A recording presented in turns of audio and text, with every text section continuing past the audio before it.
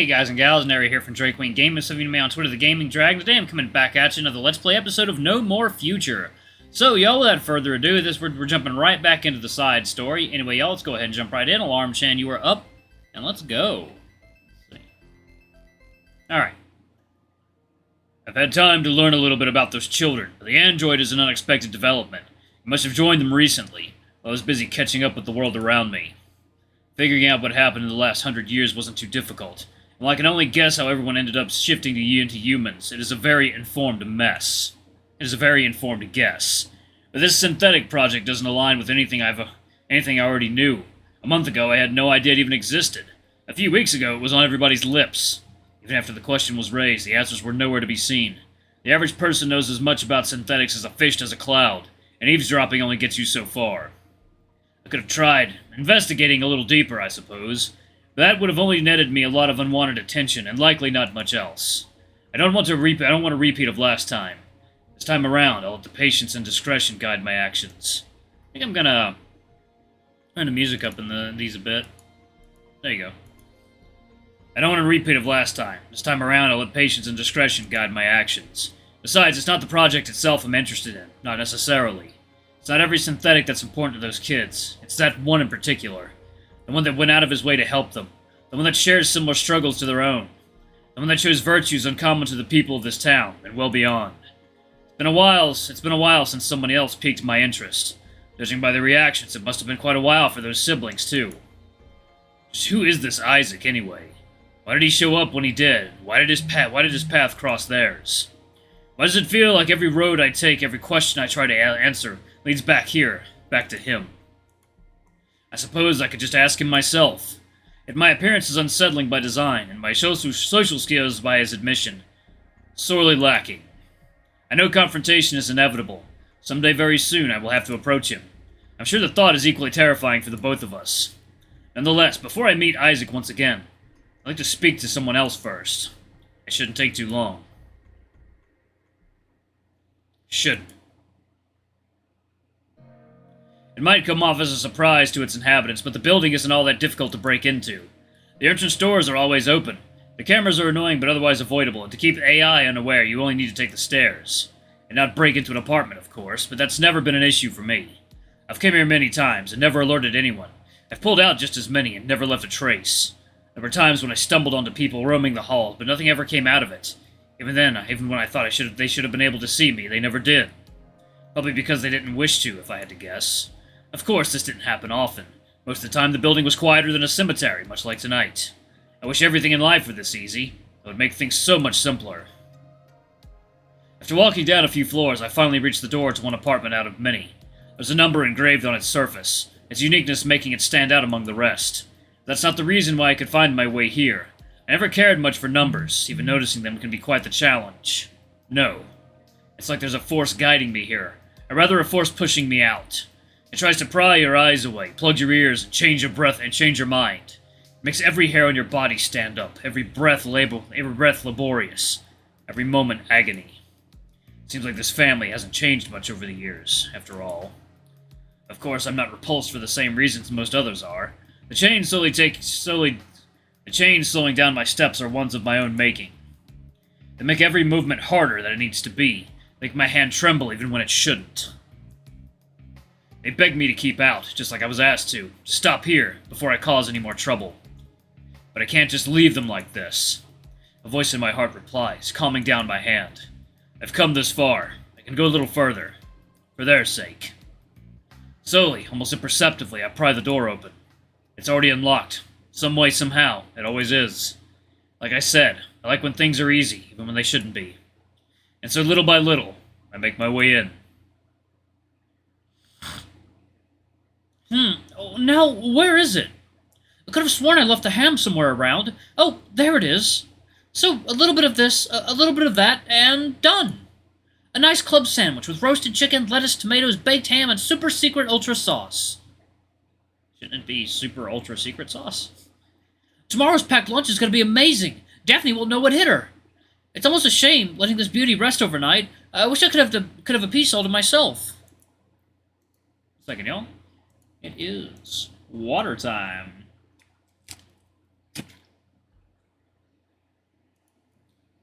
Oh, God, what is that? Ew. Something in there. Okay. I barely ate anything tonight, and I'm feeling pretty hungry. You think I could steal a morsel without Daphne noticing? Probably. The child jumps at the mere sound of my voice, a faint hiccup escaping from his mouth as he does so. He hastily turns around, looking quite shocked, a kitchen knife trembling loosely in his hands. Reflexively, he aims it at my torso, precisely where my heart lies. You, huh? Immediately, his lips begin to fail him. Cold sweat coalesces at the top of his forehead, and the skin beneath his fluffy cheeks begins to tinge red. He makes as if to speak, or perhaps shout, and he ultimately relents. He swallows his cries like a bad medicine, braving the pressure with uncommon resilience. Until finally he overcomes it. He places the knife down on the counter next to him, as calmly as he can muster. He shudders, trying to shake his fear off like dust from a kid's clothes. Then, as though nothing had happened, he beams at me with the most polite smile. Goodness, that was quite the scare! Even horror movies can't make me jump that high. You have quite the talent. Thank you. I'm not sure if the child is complimenting me or not, but I try to seem thankful nonetheless, and apologetic. I'm sorry if my entry was sudden.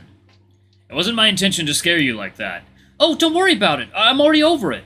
He greets me with familiar ease, even though we're barely acquainted. His demeanor appears unbothered at first glance, but even I can tell that there's plenty of shock hiding underneath. And yet, in spite of how much he wished to scream, he did not give in. Let the fear course through his body until it quietly disappeared like static. I can tell he's toning his voice down on purpose, likely for the sake of his sister sleeping in the next room. In response, I try to keep my voice down, seeking to respect his unspoken wishes. I'm sorry if this is a little sudden, but could I ask what brings you here tonight? I'm not upset you're here or anything, just surprised, I guess. His curiosity is as genuine as his worry. The apprehension hiding underneath his smile is now more palpable than ever. His concern is infectious indeed. I only wish to talk to you. I immediately reply, hoping that my candid response will put both of us at ease. To my surprise and relief, it appears to work as planned. Oh, well, alright then. Sure, I don't mind. I kinda have to finish up what I'm doing here before I forget. Though, would waiting a few minutes bother you? Not at all. I don't wish to distract you from your duties. I can wait as long as needed. Oh, awesome! I'll still try to be quick, don't worry. In the meantime, why don't you make yourself at home? I don't want you to feel like you're confined to the entryway or anything. Indeed, I have not moved an inch from the door ever since engaging the boy in conversation. I did not think it necessary, but apparently he seems to think so. I notice his hand motioning to the couch in the middle of the room, as if inviting me to sit there. I'm not sure how comfortable I am at the thought of closing the distance between us, or how comfortable the child is, for that matter. But if he insists, I might as well. I head to the sofa, slowly and almost audibly, and sit on the extreme furthest away from the kitchen. It's comfortable, in spite of the fact that it's barely lived in. But the relative freshness of this apartment does not concern me, and for that matter, it doesn't seem to bother the young lamb either. What are you doing here, if I may ask? Second, y'all. It is indeed, once again, water time. I decide to inquire as I refocus my gaze onto the kitchen. Nothing crazy, just getting tomorrow's lunch ready in advance. I'm usually the one handling the food at home, and tonight is no exception. Although, I'll admit I don't often wait this long to take care of it. The child speaks to me like one would a longtime friend, even though we're barely acquainted. He's surprisingly polite, all things considered. I'm not used to this kind of reception, at least in this town. The least I can do is try and reciprocate. I see. Why take care of it now, though? Isn't lunchtime the right time to cook lunch? Normally, yeah, but some dishes are best prepared the night earlier. And some are even better if you start prepping them weeks in advance, like pickled veggies or smoked meat. I see. My complete ignorance at full display, both in the culinary arts and in small talk at large. Embarrassing. You okay? The young sheep inquires, likely noticing some inattention in my eyes. He points at the food he was preparing, laying on top of a plastic board like a child over a bed. You've been staring at my sandwich for a while now. You sure you're not hungry? You're not going to steal it, are you? I have no intentions. Besides, I cannot see what's so special about that sandwich, literally. To my eyes, it appears just the same as any other item of food. Its colors, and likely its smells and flavors too, are simply indistinguishable from any other. Unaware of how I feel, the boy only laughs at my reply. Hey, don't worry, I was just joking. I mean, I can't share the sandwich with you, but I can always make another one if you'd like. I don't need it. Huh, are you sure? We've got ingredients to spare, so you don't have to be... I'm not hungry right now. I haven't been in a very long time. Oh, well, alright then. Just let me know if you need anything else, alright? I don't mind sharing. I will. I continue watching his hard work, as if hoping to one day understand the intricacies of it. After adding some more things to the food he was preparing, the lamb lifts the thin slices of bread and deposits them within a transparent plastic box. It then seals its opening with a colorful lid, placing it on top of a neat pile of similar boxes. I am confused by the purpose of these devices.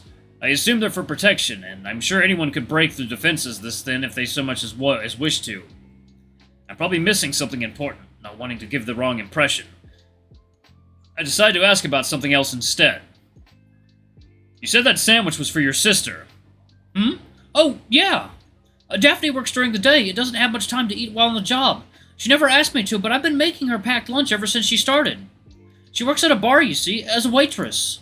In the midst of his explanation, the boy begins stuffing the plastic boxes inside a large bag of sorts, as though burying some hidden treasure. A gloomy light begins to shine in his eyes all of a sudden. I don't think I know a lot about serving tables, but I can't imagine going hungry while everyone around you is getting fed. Getting fed feels very nice. I'm not sure. She never seemed bothered by it whenever I was around. The child's motion ends prematurely, the box falling haphazardly in the bag after a couple seconds of inactivity. You've been watching her? From afar. I quickly explained myself, not wanting to upset him. And you've talked to her? I'm quickly starting to realize why I might be bothered by this topic. Conversely, the answer to his query takes quite a bit for me to find. A couple of times, mostly incidentally, never for more than a few seconds. She's not exactly shown a proclivity for conversation. Last time we met, she tried axe-kicking me in the face. Right. Quietly, longingly states, unsure what to make of this new information. I suppose it's my fault for being too truthful, in the end. I don't wish to lead the boy to the wrong conclusions. Instead, hoping the conversation can still be salvaged, I try to backpedal to a topic that seems to work better so far. So, you cook often, you said. I vaguely point to one of the boxes that he forgot on the counter, trying to distract him. The young lamb is a little taken aback at first, but he seems to respond positively after a while. Second, y'all. Water time.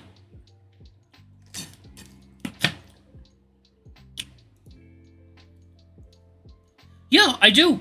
Pretty much always, unless I'm sick or not around for whatever reason. He grabs the box I pointed at and stuffs it in the now nearly full bag with the others, gently. I like cooking. It feels nice to fit ingredients together, turning them into something new, something better than the sum of its parts. And knowing Daphne's day is a little bit better because of it, that feels even nicer. I believe that. You have quite the unexpected talent. The boy appears to blush at my point, for entirely unclear reasons. Oh, thank you. That's nice of you. You needn't thank me. I only said that because I'm envious. He raises his eyebrows, seemingly confused. You're envious? Of what? Of your passion. It's one of the areas I'm most lacking in. The way you treat your craft and the way you enjoy doing it. It's something I wish I had more experience with. Oh, I see. He replies, confident as only a man who thinks they know what they're talking about can be. By now, he's completely finished working, with all the food laying the rest in the large bag of his. He leans against the kitchen counter overlooking the living room, peering into me from afar. Well, that's okay. It took me a long time to get comfortable in the kitchen, and for me to find my passion. I'm sure there's something you're passionate about, too. It's only a matter of time until you find it. I'm uncharacteristically hopeful of him. Nonetheless, thank you. Your kindness means a lot to me, even if I can't fully feel it. Aw, you're too sweet. You're gonna make me blush. If you want, I could always teach you a thing or two when I have time. Show you what I like so much about this hobby. You would try? If you want me to, yeah. Though it'd probably be best if you showed up when Daphne's not home, if I had to guess. If she tried to beat you up last time you met, I can't imagine how she'd react to seeing you hang out with me like that. His expression sours somewhat at the thought. You know, I tried teaching her too, a couple times, for the job. I'd show her how to do things, and it seemed like she understood. But then she tried doing them herself, and things went poorly. Yeah. He pauses briefly. We tried a handful of times after that. There were times when she did things a little better, and times where they went a lot worse. At some point, she stopped asking me to show her. Said the work got super tiring, and that she just wanted to head to bed. And I believe her, but at the same time, it kind of felt like she didn't want to try anymore. The grief in the child's eyes is almost palpable. The disappointment he must feel is immeasurable. I know I should stay silent, but something compels me to speak. Unfortunately, it is what it is. There are very few talents that run in your family. Traditionally, cooking is not one of them. His eyes turned to face me, their sadness partly replaced by confusion. You know about our family? I do. I pause, unsure if I should explain myself any further. Probably not, if I were to trust my instincts. Instead, I let my knowledge speak for itself. Allow me to ask you something. The reason why your sister cannot cook, it's not a lack of dexterity, is it? The boy makes as if to answer, but no sound comes from his lips. He wishes to say yes, but he's too stunned to utter even that word. No, of course not. Strength, agility, even willpower. None of these things she lacks.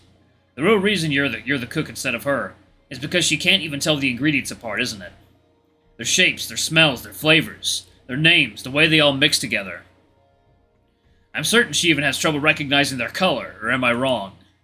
Again, the lamb struggles to answer. Yeah, I guess that's true, but... And that's not the only thing she can't do, is it?